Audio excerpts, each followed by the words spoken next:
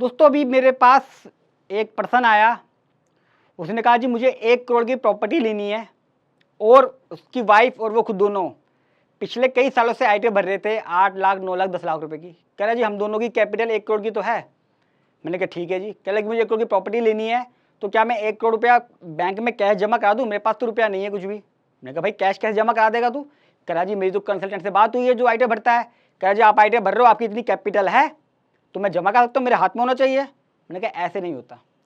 आप लोग भी कई बार ज्वेलरी लेते हो, प्रॉपर्टी लेते हो, कार लेते हो, हमेशा सोचते हो कि यार जो प्रॉफिट है उसमें से ले रहा हूँ, कैपिटल वो गई कहाँ एक्चुअल में, कैसे इसको मैनेज किया जाए। बहुत इंपॉर्टेंट वीडियो है, आखिर से जरूर देखना कि कैसे बड़ी बड़ी प्रॉपर्टियाँ कैपिटल बना के ली जाती हैं और जो आप प्रॉफिट दिखाते हो, बोलते हो ना सीए को 5 लाख की भर दे, 6 लाख की भर दे, 7 लाख की भर दे, उसका फ़ायदा क्या होगा?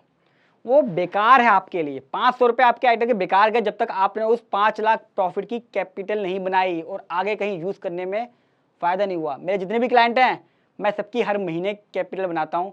प्रॉपर्टी लो, गाड़ी लो, ज्वेलरी लो, सब चीज़ की एक्सप्लेनेशन होती है। मैं बड़ा हैरान था जब उसने कहा कि क्या मैं 1 करोड़ रुपया कैश जमा कर दूँ, 50 लाख अपने अकाउंट में, 50 लाख अपनी वाइफ में, क्योंकि मेरी आईटीआई भरी हुई है, कैपिटल है। Important video, share like subscribe जरूर करिएगा। दोस्तों प्रोप्राइटरशिप फर्म में क्या होता है, हमारा बिजनेस या तो कैश में होता है या चेक के थ्रू होता है या दोनों के थ्रू होता है। आया गया आया गया। मैं अपनी हमेशा आईटीआई फाइल करता हूँ 5 लाख रुपए की, जितना टैक्स पहले 2.5 लाख माफ था, 2.5 लाख, फिर 5 लाख, अभी साल 7 लाख हो गई तो 7 लाख हो जाएगी आईटीआई सबकी। 7 लाख भर दिया, मैंने 10 लाख की भर दी। मैंने ये प्रॉफिट जाता कहाँ है, कैपिटल कहाँ पड़ी हुई है? मैंने 5-5 लाख, जैसे वो व्यक्ति आया क्या था ना, 5-5 लाख 10-10 लाख की भर रहा हूँ जी 5 साल से, 10 लाख की वाइफ की, 10 लाख की अपनी, वो पैसा कहाँ गया उसका? आज उसके अकाउंट में 1 लाख रुपए की एफडी भी नहीं थी। मैं बड़ा हैरान था। कार खरीदनी है, घर खरीदना है, ज्वेलरी खरीदनी है, कोई भी वैल्यूएबल आइटम खरीदनी है, वो खरीदूँ कहाँ से? मैं तो दिखा तो देता हूँ, मैं 5 लाख के आइटम प्रॉफिट दिखा दिया, प्रॉफिट से खरीद सकता हूँ। प्रॉफिट टैक्स के बाद होता है मेरा। मैं बैलेंस शीट बनाता नहीं हूँ हर साल। हम ज़्यादातर आइटम भरते हैं 44 एडी में या 44 एडीए में ज़्यादातर।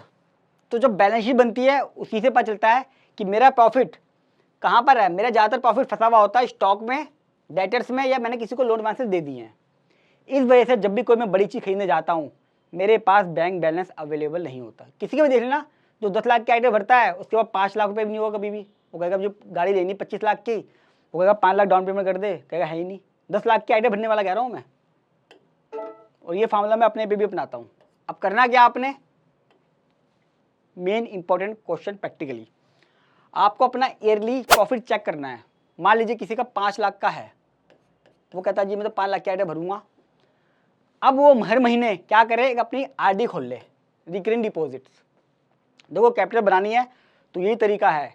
आप अपना ओपिनियन कुछ भी देते रहें, क्या मुझे ये करना था, वो करना था, स्टॉक बनाना था, बिजनेस बनाना था। बिजनेस बना लोगे तो वो प्रॉफिट बिजनेस बनने में लग जाएगा, आपकी कैपिटल कुछ नहीं बनेगी। जब कुछ लेने चलोगे तो आपके पास कुछ पैसा अवेलेबल ही नहीं होगा। बैंक अकाउंट में जमा करें पर मंथ, मान लीजिए 50,000 रुपये कर लीजिए या 1 लाख रुपये आपके प्रॉफिट के हिसाब से। अगर 10 लाख का प्रॉफिट साल का दिखा रहे हो, 12 लाख का दिखा रहे हो, तो 1 लाख की रिकरिंग डिपॉजिट एफडी की तरह है। यानी कि इस महीने मेरा जो प्रॉफिट हुआ वो मेरा ऑटोमेटिक एफडी में चला गया, आरडी में चला गया। अगर कैश में बिजनेस है जिसके अंदर कभी भी बैंक में पैसा आता ही नहीं है, वहां पे भी क्या करो, हर महीने कैश जमा कर दो बैंक अकाउंट में और आरडी खोल दो। यकीन मानो दोस्तों, आपको पता नहीं चलेगा आपके पास कब 30-40 लाख रुपए इकट्ठे हो गए। वरना किसी का पैसा कभी बचता ही नहीं है, कभी भी नहीं बचता। बहुत लोगों का मैंने कराया है, और जितने को कराया है 99.99% सब सक्सेसफुल रहे हैं इस केस में। अगर आपने आरडी एफडी खोल दी है, 1 साल में आपने 10 लाख रुपए कर दिए, तो हो सकता है आपकी वाइफ भी हो, अकेले आपके पास 50 लाख आ जाएंगे, और अगर वाइफ के जोड़ दिए तो 1 करोड़ रुपए आ जाएंगे। आप इसको मेच्योर कराओगे एफडी को, और जो मर्जी खरीदो। अब क्वेश्चन जब आएगा कि भैया दिक्कत आएगी कि आपने 1 करोड़ का कैसे खरीद लिया, कहाँ से पैसा आया, आप बोलोगे मेरा हर साल 5 लाख का प्रॉफिट था। जो मेरा प्रॉफिट था मैं हर बार उसकी एफडी आरडी करा रहा था। ये एफडी इकट्ठी हुई है 5 सालों की, ये रहा 1 करोड़ का सोर्स, मेरा मैट्रिक क्लोज। बहुत ही सिंपल है, लेकिन मैं खर्चा करता रहता हूँ, इधर उधर देता रहता हूँ, स्टॉक एडवांस ये सब में चला जाता है, खर्चों में निकल जाता है, और मैं बाद में कहता हूँ मेरा प्रॉफिट था, मेरी इतनी कैपिटल है, मैं कुछ भी खरीद सकता हूँ, मैं आज 1 करोड़ रुपया कैश में जमा कराऊंगा। तो कैपिटल बनानी है अपनी, ये बनानी है, और इसी बहाने आपका कुछ पैसा जुड़ जाएगा। ये जो आप कैश जमा करने की बात कह रहा हूँ, इसमें डरने की जरूरत नहीं है। आपका कैश का काम है, कोई दिक्कत नहीं है। लेकिन आपका प्रॉफिट तो होता है हर महीने। मैं भी ऐसे करता हूँ, मैंने भी आरडी खोली हुई है, तो मेरी कैपिटल इसी बहाने जुड़ जाती है। दोस्तों वीडियो कैसी लगी कमेंट बॉक्स में जरूर बताइएगा, और फर्स्ट टाइम आ रहे हैं तो मेरे चैनल को सब्सक्राइब कर लीजिएगा और साथ में इंस्टाग्राम पे फॉलो कर लीजिएगा, जहाँ पे मेरे 1 लाख से ज़्यादा फॉलोअर हैं।